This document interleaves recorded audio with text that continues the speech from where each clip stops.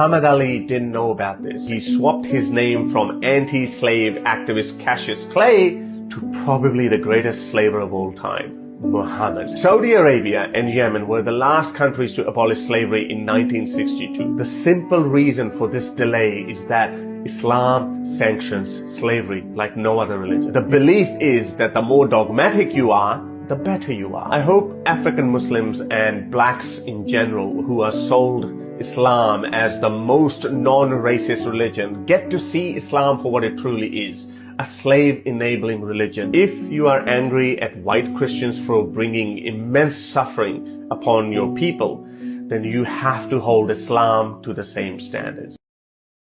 Pop quiz. Who's the whitest prophet in history? You're probably thinking Joseph Smith, founder of Mormonism, right?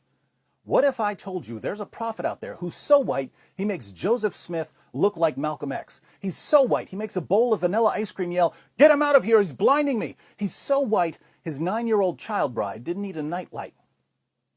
What if I also told you that this pale, pasty white prophet had black slaves and referred to Ethiopians as raisin heads? Would you call him a racist? Or would you give him yet another free pass because our expectations automatically drop to the floor whenever we discuss the Prophet of Islam? Many people who haven't read the Muslim sources assume that Muhammad was dark-skinned, but Arabs are classified as Caucasians and they can exhibit a variety of shades and tones. So if we want to know what Muhammad looked like, we'll have to go through some of the descriptions of his appearance found in the Hadith. Now, if Muhammad were sitting in a crowd of his fellow Arabs, how would we spot him? Sahih al-Bukhari, number 63.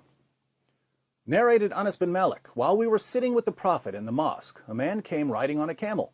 He made his camel kneel down in the mosque, tied its foreleg, and then said, "Who amongst you is Muhammad?"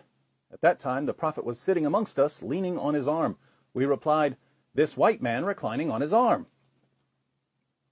"Hey, which one of you is Muhammad?" "This white Tom Willis-looking white guy leaning on his white arm, that's who." But let's keep reading about a prophet who makes the Brady Bunch look like NWA. Sahih Muslim 6081. It was narrated that Abu Juhayfa said, "I saw the messenger of Allah with a white complexion and some white hairs." White complexion with white hairs. Who knew that Anderson Cooper was a 7th century prophet?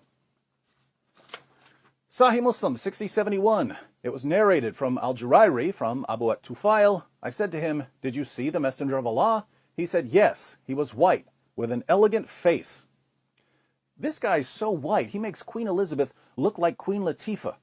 And the Muslim sources go out of their way to remind us how white Muhammad was. They tell us about the whiteness of his shins, and the whiteness of his thigh, and the whiteness of his leg, and the whiteness of his stomach, and the whiteness of his forearms, and the whiteness of his armpits, and the whiteness of his cheeks.